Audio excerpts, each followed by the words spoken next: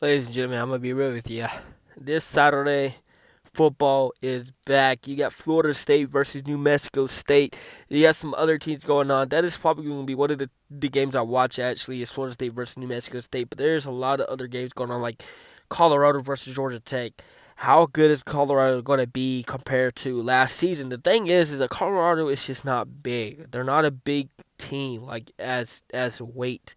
They actually, if you probably combine their entire team in weight, they are probably the smallest team in the entire country, including New Mexico State. That is actually insane that they weigh less than the entire, like their entire football squad weighs less than the entire football squad of New Mexico State, who is basically honest, ends up being an FCS school. Like you could probably consider them an FCS school. Actually, you could probably put them in the FCS, and they probably would not perform well. Another team that I'd be looking out for this season is North Dakota State, as they have been transitioned from the FCS to FBS play.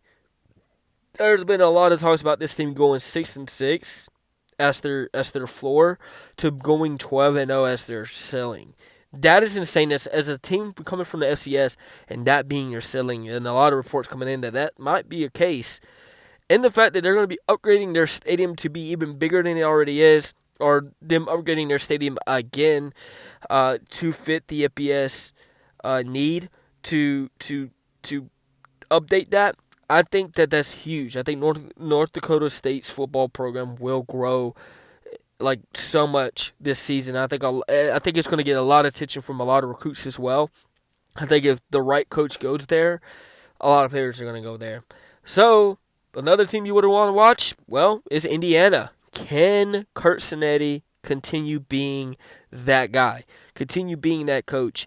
This coach is loved by every coach and every player in the entire world. It is hard to not love this guy. It's hard not to say this guy is basically a Nick Saban like resurrected. And I'm not gonna lie, he's on pace to being better than Nick Saban. He just led Indiana, who has the worst winning to losing ratio in the entire NCAA.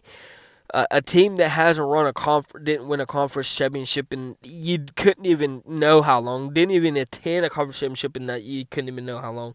This is also the same team that also had Malcolm Penance Jr. on their team, by the way, not too long ago. So this is huge. This is huge. I'm ready to see what Indiana can do this season. And then you got my Florida Gators. You got Aaron Fiola, who's going to be the starter for the season.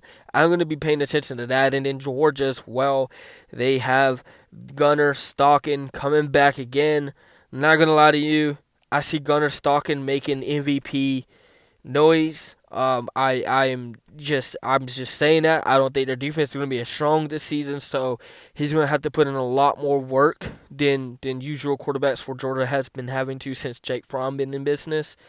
This is probably going to be the weakest defense Georgia's had since that era of Jake Fromm, and they didn't even have a weak defense then. So be able to look out for that. The SEC is probably going to go downhill this season. I have the Big Ten up. They've won the championship 2 years in a row. They are the best conference in the in all the sport right now, in college sports right now, and especially football. The Big Ten is at top, and I'm an SEC guy. I'm a Florida Gator guy, so that means a lot. So what do you guys think? Tell me what you think in the comments below, and peace out and have a good weekend. Football is back, baby.